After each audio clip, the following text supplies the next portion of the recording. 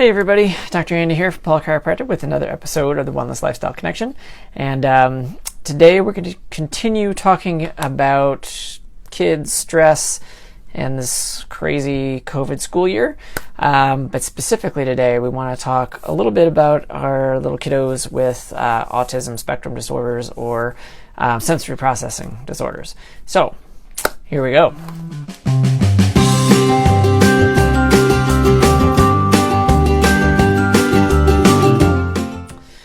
Okay, so if you are the parent of a child with that's somewhere on the spectrum or that maybe has sensory processing disorders, you know that sometimes things can be challenging anyway, but then you throw into the mix the added stress and craziness of this upcoming school year and trying to figure out homeschool or hybrids or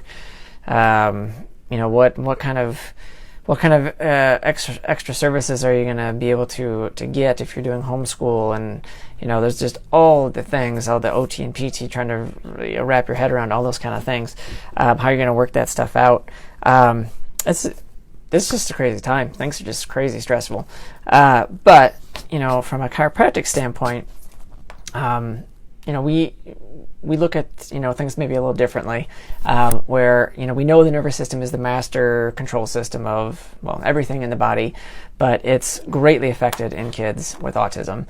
So you probably heard me talk about before in other videos, but this idea of sympathetic dominance really ties into this. So the nervous system is intricately tied into not only this sympathetic dominance idea, but then also the immune system and the digestive system, which again often are at least kind of somewhat affected in children with autism spectrum disorders. So the autonomic nervous system is made up of these two parts again, the sympathetic and the parasympathetic, and in the sympathetic is considered like your body's like stress response. It's the fight or flight. Bear jumps out of the woods, your adrenaline goes up, you can run away faster, fight harder, that kind of stuff.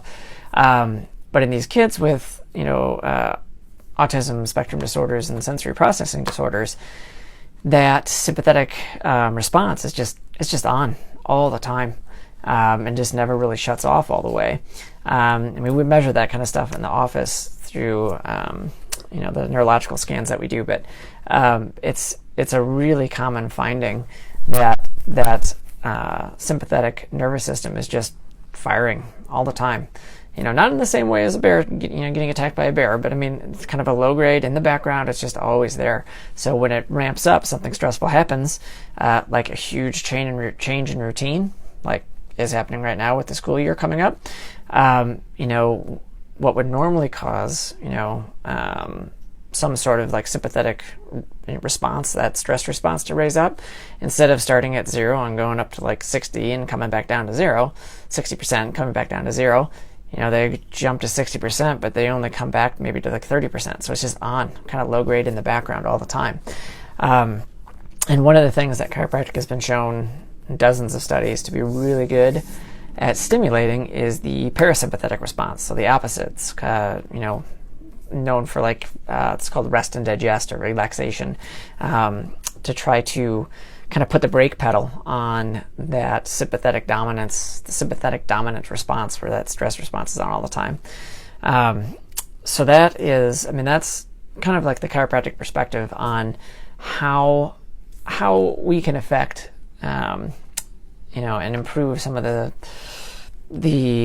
things that go along with autism spectrum disorders, sensory processing disorders, is by providing adjustments. You're stimulating the vagus nerve, the main component of your parasympathetic response, to drop down that stress and put the brakes on there to kind of calm these kids and give them some relief in that just constant kind of bombardment of their stress response. So with that, that's kind of how chiropractic affects autism in a nutshell. That's a really, really quick version. There's a lot more to it than that. But way more than I can go into in like a 4 or 5 minute video. But again, that's kind of the gist of things. If you have questions, feel free to comment, send us a message, call the office, and